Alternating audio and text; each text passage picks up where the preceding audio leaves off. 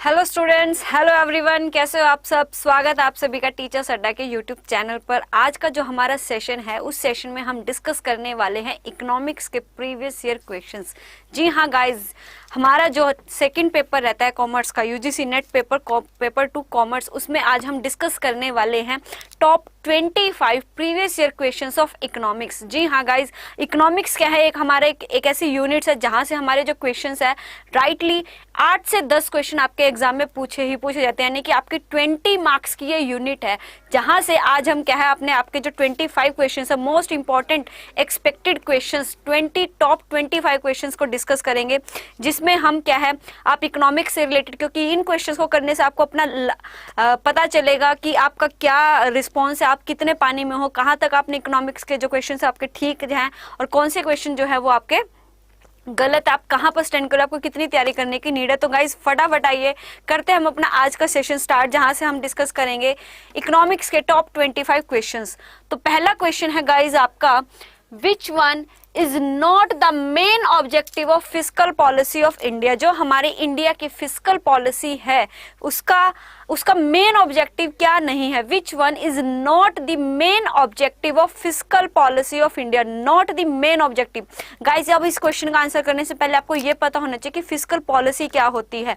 तो हमारी इंडिया की क्या है फिस्कल पॉलिसी। फिस्कल पॉलिसी में जो गवर्नमेंट के जो रेवेन्यू है और गवर्नमेंट की जो इनकम और गवर्नमेंट के जो एक्सपेंसेस है, यानी कि जो गवर्नमेंट है हमारी, उस गवर्नमेंट के जितने भी रेवेन्यूज है, उसकी इनकम है और उसके जो एक्सपेंडिचर है, इनकम और एक्सपेंडिचर से रिलेटेड गवर्नमेंट की जो पॉलिसी है, उस पॉलिसी को हम क्या कहते हैं फिस्कल पॉलिसी। यानी कि गवर्नमेंट को जो इनकम है वो कहां से जनरेट हो रही है और जो गवर्नमेंट है वो अपना एक्सपेंडिचर कहां पर कर रही है, ये सब जिस पॉलिसी में डिसाइड किया जाता है उस पॉलिसी को हम कहते हैं fiscal policy.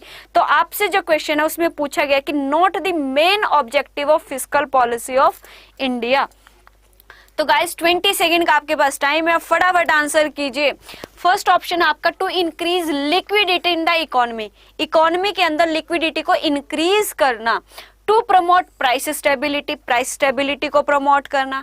To minimize the inequality of income and wealth, कि जो हमारी इनकम एंड वेल्थ की इनइक्वालिटी है उसको मिनिमाइज करना। जी हाँ, ये बिल्कुल ऑब्जेक्टिव है हमारा। टू प्रमोट एम्प्लॉयमेंट अपॉर्चुनिटीज, और इंडिया के अंदर एम्प्लॉयमेंट अपॉर्चुनिटीज को प्रमोट करना। क्या इनमें से क्वेश्चन जो है आपका नॉट द मेन ऑब्जेक्टिव। तो आपका जो मेन ऑब्जेक्टिव है वो है increase the liquidity in the economy. Price stability को इंक्रीज करना, प्रमोट करना, बिल्कुल फिस्कल पॉलिसी का क्या है मेन ऑब्जेक्टिव है। जो इनइक्वालिटी है इनकम एंड वेल्थ की उसको मिनिमाइज करना भी, और एम्प्लॉयमेंट को सपोर्ट करना, एम्प्लॉयमेंट अपॉर्चुनिटीज को प्रमोट करना भी क्या है हमारी फिस्कल पॉलिसी का ऑब्जेक्टिव है। लेकिन जो लिक्विडिटी है उसको इंक्रीज करना फिस्कल पॉलिसी का ऑब्जेक्टिव नहीं है, क्योंकि लिक्विडिटी को इंक्रीज करना हमारी जो मॉनेटरी पॉलिसी है उसका ऑब्जेक्टिव है। लिक्विडिटी को इंक्रीज करना हमारी जो मॉनेटरी पॉलिसी है उसका एक ऑब्जेक्टिव है। तो right answer is to increase liquidity in the economy. Next question है, which one is not an element of internal environment. जो हमारा इंटरनल एनवायरमेंट का इनमें से कौन सा एलिमेंट नहीं है, ये आपसे क्वेश्चन में पूछा गया है। क्योंकि गाइज हमारे जो एनवायरमेंट है उसके दो एलिमेंट होते हैं, एक होता है हमारा इंटरनल एनवायरमेंट, एक होता है हमारा एक्सटर्नल एनवायरमेंट। इंटरनल एनवायरमेंट वो एनवायरमेंट जो हमारे बिजनेस ऑर्गेनाइजेशन के अंदर होता है, जो हमारे बिजनेस को क्या है अफेक्ट इतने लेवल पे नहीं करता, जो और उनको क्या है हम एडजस्ट कर सकते हैं। एक होता है आपका एक्सटर्नल एनवायरनमेंट। एक्सटर्नल एनवायरनमेंट वो जो आपके ऑर्गेनाइजेशन के बाहर को और आपके बिजनेस को क्या है डेफिनेटली आपके बिजनेस के जो फंक्शंस है उसको क्या करता है अफेक्ट करता है। तो इंटरनल एनवायरनमेंट का क्या एलिमेंट नहीं है ये आपसे पूछा गया। तो फर्स्ट है marketing capability, operational capability, money and capital market and personal capability. तो राइट आंसर है जी आपका money and capital market. Money and capital market is not the element of internal environment, क्योंकि जो मार्केटिंग है ये भी हमारे बिजनेस ऑपरेशंस के अंदर है। ऑपरेशनल एक्टिविटीज तो हमारे बिजनेस के अंदर ही की जाती है। पर्सनल है जो हमारी ऑर्गेनाइजेशन के एम्प्लॉयज हैं वो भी क्या है हमारे ऑर्गेनाइजेशन की, हमारे ऑर्गेनाइजेशन क्या है एक इंटरनल पार्ट है। ऑपरेशंस भी और मार्केटिंग, लेकिन जो मनी और कैपिटल मार्केट है वो हमारी ऑर्गेनाइजेशन के बाहर का पार्ट है, वो हमारा इंटरनल एनवायरनमेंट नहीं है। बढ़ते हैं नेक्स्ट क्वेश्चन की तरफ। नेक्स्ट क्वेश्चन आपके पास क्या है, out of the following which 4 benefits are available to host countries from MNCs, कि जो हमारी मल्टीनेशनल कंपनीज होती हैं उन मल्टीनेशनल कंपनीज से होस्ट कंपनी को कौन से 4 बेनिफिट होते हैं। सबसे पहले गाइज आपको ये पता होना चाहिए कि हमारी मल्टीनेशनल कंपनीज कौन सी होती हैं। तो मल्टीनेशनल कंपनी वो कंपनी जो एक देश में ना रहकर बल्कि डिफरेंट एक से ज्यादा देशों में क्या करती है, अपना बिजनेस करती हैं, वहां पर एम्प्लॉयमेंट अपॉर्चुनिटीज प्रोवाइड करती है, वहां अपने प्रोडक्ट को सेल करती हैं। तो उन कंपनीज को हम क्या कहते हैं, मल्टीनेशनल कंपनी, यानी कि जो एक नेशन में ना रह के, एक कंट्री में ना रह के बल्कि डिफरेंट कंट्रीज में क्या करती है, अपने बिजनेस करती है, उसे हम कहेंगे मल्टीनेशनल कंपनीज। और होस्ट कंट्री वो जहां पर मल्टीनेशनल कंपनी अपने प्रोडक्ट को क्या कर रही है, सेल कर रही है। तो एक मल्टीनेशनल कंपनी होस्ट कंपनी को कौन कौन से 4 बेनिफिट प्रोवाइड करती है, ये आपसे क्वेश्चन में पूछा गया है। तो टाइम है जी आपके पास 20 सेकेंड। फर्स्ट है transfer of technology, learning of a business mannerism, कि बिजनेस को किस तरीके से करना ये सिखाती है। Strategic information sharing, creation of job, entertainment, better utilization of resources and enhancing social contacts, and the last is improved competition in local economy। तो इनमें से कौन से ऐसे 4 बेनिफिट है जो होस्ट कंट्री को मल्टीनेशनल कंपनी की वजह से होते हैं। तो गाइज वो 4 बेनिफिट्स हैं आपके, C is the right answer. First, transfer of technology, बिल्कुल जो एमएनसीज है वो अपनी टेक्नोलॉजी के थ्रू होस्ट कंट्रीज में आती है, अपने प्रोडक्ट को सेल करती हैं, बनाती हैं, तो ट्रांसफर ऑफ टेक्नोलॉजी बेनिफिट मिलता है। उसके बाद आता है जी क्रिएशन ऑफ जॉब, बिल्कुल जब एक मल्टीनेशनल कंपनी किसी दूसरी कंट्री में जाके अपने प्रोडक्ट को सेल करेगी, वहां पर अपना क्या है ब्रांच ओपन करेगी, तो वहां के जो लोग हैं एम्प्लॉयमेंट क्या होगा, उससे बढ़ेगा, तो क्रिएटिंग ऑफ जॉब्स।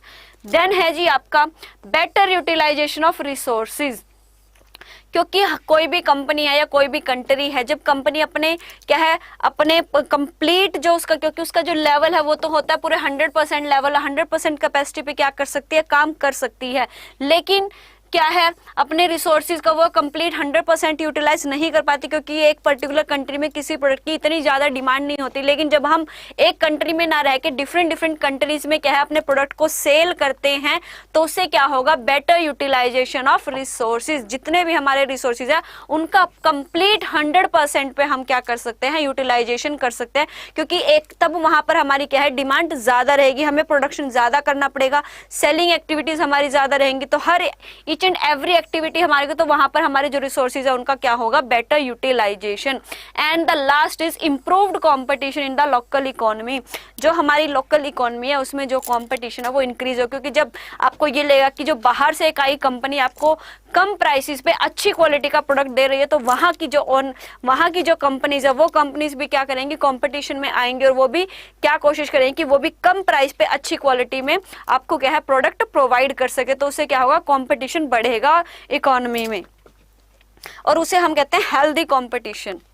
तो नेक्स्ट क्वेश्चन है जी आपका, a commodity is used for multiple purpose and then demand for its known as, कि जब हम एक कमोडिटी को मल्टीपल पर्पज के लिए यूज करें, यानी कि जो कोई एक प्रोडक्ट है उसको एक जगह यूज ना करके बल्कि उसके मल्टीपल यूज करते हैं, जैसे कि मिल्क है, उसका क्या है चाय बनाने में यूज होता है, दही बनाने में यूज होता है, पीने में यूज होता है, कॉफी बनाने, तो यानी कि एक प्रोडक्ट जब मल्टीपल पर्पज को सर्व करता है तो उसकी डिमांड को क्या कहा जाता है, ये आपसे क्वेश्चन में पूछा गया है। तो उसकी डिमांड को हम क्या कहते हैं, that's demand is called the composite demand. क्या कहते हैं उसे, कॉम्पोजिट डिमांड, मतलब जब आपका जो प्रोडक्ट है वो तो एक है, लेकिन वो प्रोडक्ट एक ना होके उसके जो यूजेस है वो क्या है बहुत ज्यादा है, डिफरेंट मल्टीपल यूजेस है, और उसकी डिमांड को हम क्या कहेंगे, composite demand. So next question is our match list 1 with the list 2 and select the correct answer. आपके पास क्या है, 2 लिस्ट गिवन है, लिस्ट 1 में आपके पास प्राइसेस गिवन है, लिस्ट 2 में उनके मीनिंग गिवन है, आपको मैच करना है कि कौन सा प्राइस कौन सी कॉन्सेप्ट के साथ आपका मैच करता है। फर्स्ट आपका administered price, parity pricing, competitive price and discriminating price. बताओ स्टूडेंट्स, फटाफट आंसर कीजिए, कमेंट कीजिए।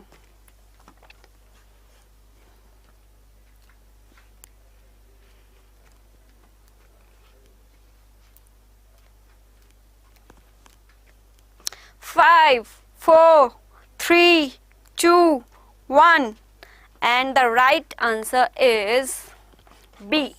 B is the right answer. Administered price कौन से होते हैं आपके?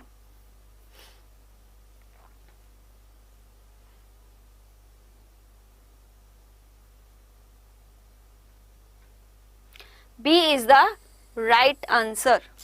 बढ़ते हैं नेक्स्ट क्वेश्चन की तरफ. नेक्स्ट क्वेश्चन है आपका, विच one of the following is not a measure of dispersion. Dispersion का इनमें से कौन सा मेजर नहीं है?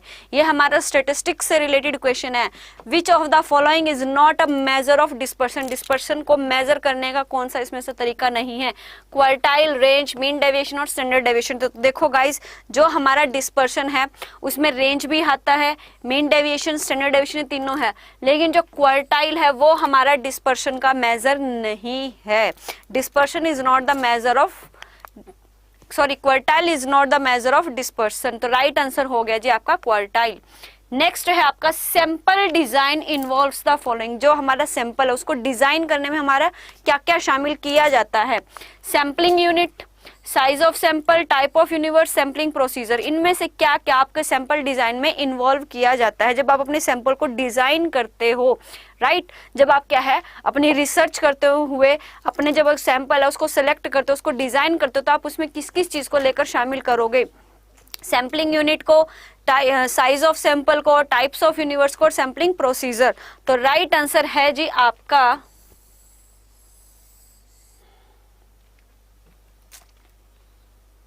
C is the right answer. Type of universe, sampling unit, sampling procedure. तो each and every activity is included in your sampling design. Next है आपका, when average cost is declining. कि जब हमारी जो एवरेज कॉस्ट है वो क्या हो रही है? डिक्लाइन हो रही है. When average cost is declining, marginal cost must B declining. तो जब आपकी जो एवरेज कॉस्ट है वो क्या हो रही है? डिक्लाइन हो रही है. तो आपका क्या जो मार्जिनल कॉस्ट है उसके ऊपर क्या इफेक्ट रहेगा? मार्जिनल कॉस्ट भी डिक्लाइनिंग रहेगी. Marginal cost must be above average cost, marginal cost must be below average cost और marginal cost must be rising. कि जो मार्जिनल कॉस्ट है वो बढ़ेगी, घटेगी, एवरेज कॉस्ट से अबव होगी, एवरेज कॉस्ट के बिलो होगी. तो गाइस, जब भी आपकी जो एवरेज कॉस्ट है वो डिक्लाइन कर रही हो तो आपकी जो मार्जिनल कॉस्ट है वो हमेशा क्या रहेगी? Must be below average cost. क्योंकि जो मार्जिनल कॉस्ट है वो ज्यादा तेजी से बढ़ती है और ज्यादा तेजी से ही घटती है, जबकि जो एवरेज कॉस्ट है वो धीरे धीरे बढ़ती है और धीरे धीरे घटती है. तो अगर जो हमारी एवरेज कॉस्ट क्या होगी? डिक्लाइनिंग होगी. तो मार्जिनल कॉस्ट डेफिनेटली उससे क्या होगी? उसके बिलो होगी. Must be below average cost. Next question है जी आपका, if price of an commodity decreases by 20% and the demand for that commodity increases by 40%. कि जो हमारी प्राइस, किसी भी कमोडिटी का जो प्राइस है वो क्या है? 20% से डिक्रीज हो रहा है. तो और जो उसकी जो डिमांड है वो क्या है? 40% से इंक्रीज है. क्योंकि यहाँ पर हमसे क्या पूछा गया? Elasticity of demand. तो इलास्टिसिटी ऑफ डिमांड में जो हमारा डिमांड फंक्शन है उसमें प्राइस और डिमांड का क्या होता है? Inverse relationship. अगर आपका जो क्या है प्राइस बढ़ रहा है तो आपकी डिमांड क्या होगी? कम. और अगर आपका जो प्राइस है वो कम हो रहा है तो आपकी डिमांड होगी कम.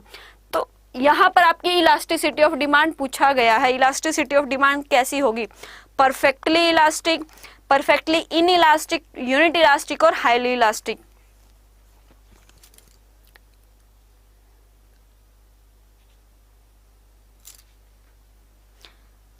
तो यहाँ पर जो आपकी इलास्टिसिटी ऑफ डिमांड है वो क्या होगी? अगर जो प्राइस है वो क्या हो रहा है आपका? 20% से डिक्रीज और डिमांड क्या है आपकी? 40% से इंक्रीज हो रही है. तो फॉर्मूला होता है जी आपका change in demand upon change in price. तो डिमांड में आपका चेंज आ रहा है 40%, प्राइस में आपका चेंज आ रहा है 20%. तो ये आ गया जी आपका 2, यानी कि 2% से आपका क्या है? तो ये क्या होगी? जब आपकी जो यूनिटरी इलास्टिक होती है हमारी 1, तो अगर ये 1 से ऊपर है तो उसे हम कहते हैं हाईली इलास्टिक. क्या कहेंगे हम उसे? Highly elastic. अगर आपकी जो 1 आता, 1 से ज्यादा है तो इट मीन हाईली इलास्टिक है, 1 से कम है तो लेस इलास्टिक है। अगर 1 होता तो यूनिट इलास्टिक। नेक्स्ट क्वेश्चन है which of the following statement is true. इनमें से कौन सी स्टेटमेंट क्या है आपकी सही है, ये आपसे क्वेश्चन में पूछा गया है। इन case of inferior goods the income effect is negative although the substitution effect is positive. कि जो हमारी इंफीरियर गुड्स होती है उसका हमारा इनकम इफेक्ट तो क्या होता है, नेगेटिव। इंफीरियर गुड्स कौन सी होती है, वो गुड्स जिसके रिगार्डिंग जो क्या है, जिनको हम कम प्रेफरेंस करते हैं। जब हमारी क्या है इनकम बहुत कम हो तो ही हम इंफीरियर गुड्स को परचेज करते हैं, अदरवाइज हम इंफीरियर गुड्स को परचेज नहीं करते हैं। सेकंड है आपका in inferior goods the income and substitution effects are positive. की जो इनकम और सब्सटीट्यूशन इफेक्ट दोनों के दोनों क्या इंफीरियर गुड्स में आपके क्या है, पॉजिटिव रहते हैं। In inferior goods the income and substitution effects are negative, negative होते हैं। In case of inferior goods income effect is positive although the substitution effect is negative.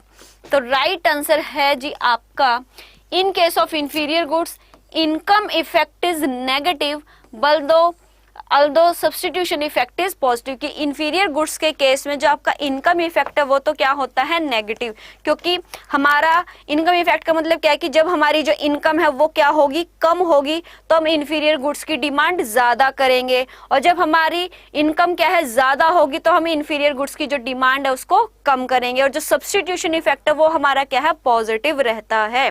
तो first is the right answer. Next question in perfect competition demand curve of A firm is. Perfect competition में आपका जो demand curve है वो कैसे होता है, vertical, horizontal, positively slope और नेगेटिवली स्लोप। फटाफट गाइस फटाफट आंसर कीजिए, बहुत बढ़िया बहुत बढ़िया, सभी बहुत अच्छे से आंसर कर रहे हैं। परफेक्ट कंपटीशन में जो आपका डिमांड कर्व है वो कैसा होता है, वर्टिकल, हॉरिजॉन्टल, पॉजिटिव और नेगेटिवली स्लोप। तो आपका जो डिमांड कर्व है वो होता है जी आपका हॉरिजॉन्टल। कैसा होता है वो आपका हॉरिजॉन्टल।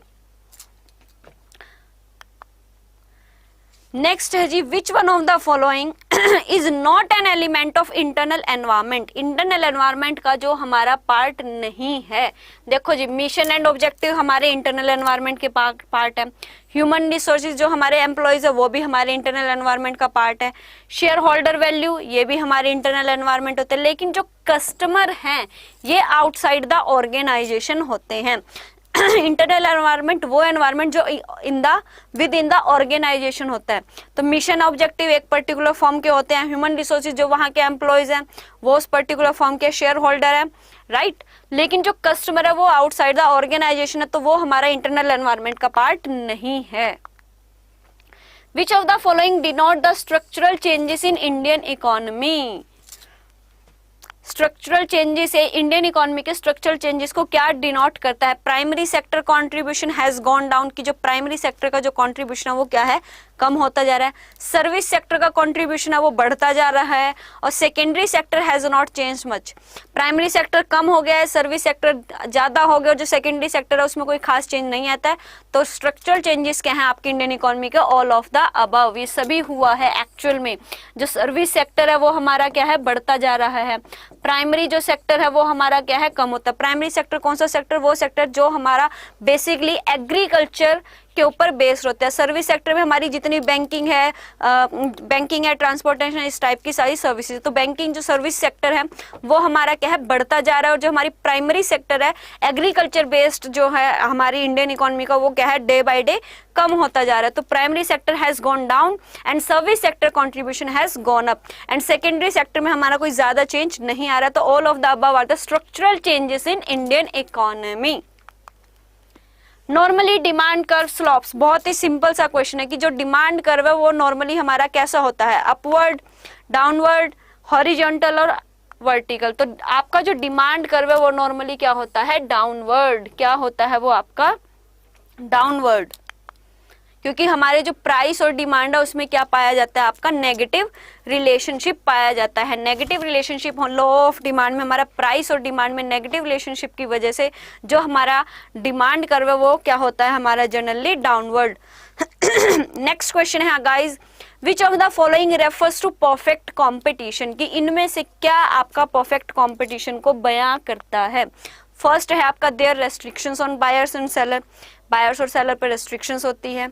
सेकेंड है there are no restrictions on movement of goods, कि जो आपकी गुड्स है उनकी मूवमेंट पे किसी टाइप की कोई भी बाधा नहीं होती, आप फ्रीली गुड्स को एक पर्टिकुलर प्लेस से एक दूसरे पर्टिकुलर प्लेस पर लेकर जा सकते हो। थर्ड है आपका there are no restrictions on factors of production, जो हमारे फैक्टर्स ऑफ प्रोडक्शन है उसके ऊपर कोई रेस्ट्रिक्शन नहीं होती है। तो करेक्ट क्या है, तो देखो गाइस जो हमारा परफेक्ट कंपटीशन है, परफेक्ट कंपटीशन में ना तो मूवमेंट के ऊपर हमारी कोई रेस्ट्रिक्शंस होती है और ना ही फैक्टर्स ऑफ प्रोडक्शन पर कोई मूवमेंट होती है। लेकिन जो बायर्स और सेलर है उसके ऊपर क्या है हमारी, उसके ऊपर भी हमारी क्या कोई रेस्ट्रिक्शंस नहीं होती है। लेकिन यहाँ पर ऑप्शन में दिया गया देयर आर रेस्ट्रिक्शंस, तो फर्स्ट ऑप्शन हो गया जी आपका गलत। Second and third is the right answer which define the perfect competition. Next है आपका total utility will be maximum when marginal utility to price of a respective products are equal। Assertion में कहा गया है कि टोटल यूटिलिटी आपकी क्या होगी, ज्यादा होगी जब आपका जो मार्जिनल यूटिलिटी टू प्राइस है क्या होगी आपकी उस प्रोडक्ट की इक्वल हो। Deviation from this situation leads to reduction in maximum utility, अगर आप इस सिचुएशन से क्या करते हो, डेविएट करते हो, तो आपकी जो मैक्सिमम यूटिलिटी है उसमें क्या आ जाएगी, कमी आ जाएगी। तो कौन सी स्टेटमेंट आपकी सही है, कौन सी स्टेटमेंट आपकी गलत है, ये आपसे क्वेश्चन में पूछा गया है। तो गाइज आपकी जो दोनों की दोनों स्टेटमेंट है वो बिल्कुल सही है, क्योंकि टोटल यूटिलिटी तभी होती है जब हमारी मार्जिनल यूटिलिटी प्राइस के इक्वल, जो हमारा प्रोडक्ट का प्राइस है उसके इक्वल होती है। और अगर आप इस सिचुएशंस में थोड़ा सा भी चेंज करोगे तो आपकी मैक्सिमम जो टोटल यूटिलिटी है उसमें क्या आ जाएगी, डिक्रीज, वो क्या हो जाएगी आपकी डिक्लाइन। तो बोथ की both statements are correct. Next question है लिस्ट 1 को लिस्ट 2 के साथ मैच करना है। लिस्ट 1 में आपका survival, return on investment, growth and innovation दी है। सेकंड लिस्ट में इकोनॉमिक ऑब्जेक्टिव क्या है, natural urge, business purpose and primary objective. फटाफट स्टूडेंट्स आंसर कीजिए।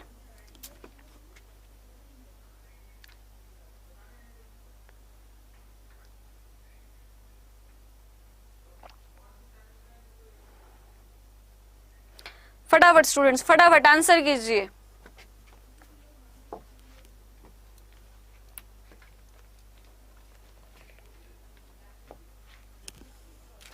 And the right answer is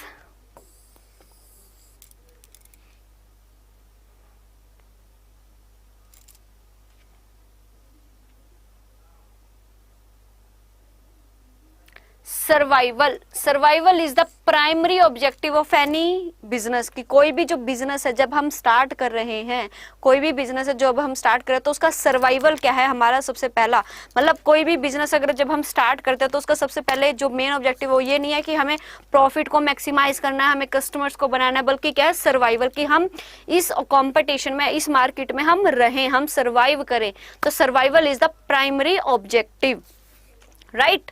उसके बाद है जी आपका return on investment. Return on investment is your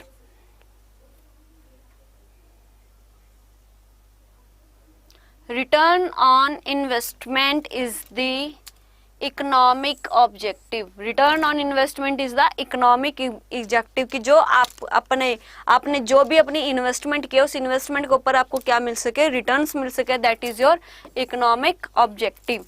then आता है जी आपका growth. Growth is the natural urge, growth is the natural urge and sorry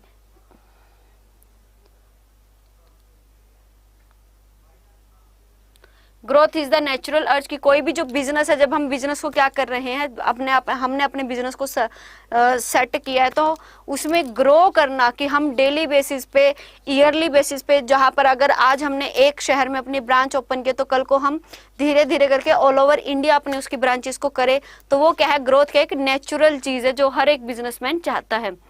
उसके बाद है जी innovation. Innovation is the business purpose, कि बिजनेस का जो मेन पर्पस है वो क्या रहता है, इनोवेशन करना, कि हम नए नए डेली बेसिस पे नए नए आइडियाज लेके आए, टेक्निक्स लेके आए, टूल्स लेके आए, जिससे हम अपना जो प्रोडक्शन है, जो अपने एक्टिविटीज है उनको परफॉर्म कर सके। Consider the oligopoly model, oligopoly model में इनमें से Sweezy kinked demand curve model, Neumann and Morgenstern game theory model, Cournot's Duopoly model and Baumol sales maximizer model. Arrange them in correct sequence as per the order of evaluation. आपको क्या करना है, ये सारे के सारे क्या आपके ओलिगोपोली के मॉडल हैं, लेकिन आपको उनको क्या करना है, जैसे जैसे ये क्या हुए इवोल्यूशन, यानी कि जैसे जो सबसे पहले आया उसको पहले नंबर पे रखना है, देन जो उसके बाद आया उसको सेकंड नंबर पे, देन उसके बाद जो थर्ड आया उसको थर्ड नंबर पे, आपको इस तरह से इनको क्या करना है, अरेंज करना है। तो राइट सीक्वेंस है जी आपका C, third option is the right answer. सबसे पहले आया था कुर्नोल्स का ड्यूपोली मॉडल, देन आया था आपका स्वीजी का kinked demand curve, then Neumann game theory model and the last is Baumol sales maximisation model. Right students, next question है which of the following is not a restricted random sampling technique. इनमें से कौन सी आपकी restricted random sampling technique नहीं है, restricted नहीं है? Stratified, simple random, systematic और मल्टीसेट, क्योंकि ये सारी के सारी sampling technique random sampling techniques तो हैं, लेकिन इनमें से रेस्ट्रिक्टेड कौन सी नहीं है ये आपसे पूछा गया है। तो रेस्ट्रिक्टेड नहीं है जो आपकी वो है सिंपल रैंडम सैम्पलिंग, क्योंकि स्ट्राटाफाइड में भी आपका कुछ ना कुछ डिफाइन है, सिस्टमैटिक में भी हम एक सिस्टम से चलते हैं और मल्टी स्टेज में भी हमारा एक प्रोसेस रहती है जिसको हमें फॉलो करना होता है। लेकिन जो सिंपल रैंडम सैम्पलिंग है उसमें हमारा कुछ भी डिफाइन नहीं है, हर एक यूनिट के जो चांस है इस सेलेक्ट होने के वो क्या होते हैं आपके इक्वल। तो simple random sampling is not a restricted random sampling. Classification of respondents only on the basis of gender is an application of, कि इनमें से कौन से स्केल में हम जो जेंडर है उसको क्या करते हैं, क्लासिफिकेशन, जो जेंडर है उसका क्लासिफिकेशन मतलब किस स्केल के अंदर किया जाता है, कि जिसमें हम क्या जेंडर को सिर्फ क्या डाटा को, जो भी हमारा डाटा उसको सिर्फ दो ही चीजों में हम क्या कर सकते हैं, क्लासीफाई, या तो वो मेल या फिर फीमेल। तो ऐसा कौन से स्केल में किया जाता है, ordinal scale, nominal scale, interval scale और रेशो स्केल। तो ऐसा गाइस किया जाता है आपका नॉमिनल स्केल में। किसमें कहा किया जाता है, आपका नॉमिनल स्केल। नेक्स्ट क्वेश्चन है Karl Pearson's coefficient of correlation between two variable. जो हमारा कार्ल पियर्सन का कोएफिशिएंट ऑफ कोरिलेशन है वो बिटवीन टू वेरिएबल क्या करता है, product of their standard deviation, जी नहीं, square root of the product of their regression coefficient, covariance between variables and none of the above. तो जो हमारा कार्ल पियर्सन का कोएफिशिएंट ऑफ कोरिलेशन है वो करता है square root of the product of their regression coefficient, square root of the product of their regression coefficient. Next है जी आपका statistical software package for research in social science include, कि जो हम ऐसे कौन कौन से, इनमें से कौन कौन से ऐसे हमारे स्टैटिस्टिकल सॉफ्टवेयर पैकेज है जिनको हम क्या है रिसर्च में यूज करते हैं। रिसर्च में यूज किए जाने वाले कौन कौन से स्टैटिस्टिकल सॉफ्टवेयर पैकेजेस हैं, वो हैं SPSS, स्टाटा, मिनीटैब और ऑल ऑफ द अबव। बताओ स्टूडेंट्स फटाफट। तो राइट आंसर है जी आपका कौन कौन से स्टैटिस्टिकल सॉफ्टवेयर पैकेज आपके रिसर्च में, सोशल साइंस रिसर्च में यूज किए जाते हैं। तो जो आपके सारे के सारे SPSS भी यूज किया जाता है, स्टाटा भी, Minitab and all of the above, सारे के सारे आपके क्या है यूज किए जाते हैं आपके रिसर्च करने में। तो गाइज ये थे हमारे टॉप 25 इकोनॉमिक्स से रिलेटेड हमारे प्रीवियस ईयर क्वेश्चंस जो हमारे प्रीवियस ईयर क्वेश्चंस पेपर्स में आए हुए हैं। तो गाइज इसी तरह के और क्वेश्चंस के साथ हमारे साथ जुड़े रहिए टीचर्स अड्डा के यूट्यूब चैनल पर। डेली जो हमारी क्लास है वो 4:30 पर रहती है कॉमर्स के लिए और 2:30 पर रहती है हमारी पेपर 1 के लिए। Keep share the video and keep like the video. And guys जैसे आप सबको पता है कि 23 अगस्त से हमारा जो बैच है वो स्टार्ट हो रहा है पेपर 1 और पेपर 2 के लिए। तो गाइस अपने आप को फटाफट इसमें एनरोल कीजिए। और आपको यहाँ पर क्या है, अगर आप हमारे साथ जुड़कर अपनी क्या है तैयारी करते हो यूजीसी नेट पेपर के लिए, तो आपको कहीं और जाने की नीड नहीं है, क्योंकि आपको इतना सारा कंटेंट पढ़ाया जाएगा, समझाया जाएगा, सिखाया जाएगा कि आपको कहीं और जाने की नीड ही नहीं होगी। तो guys thank you so much and keep share the videos.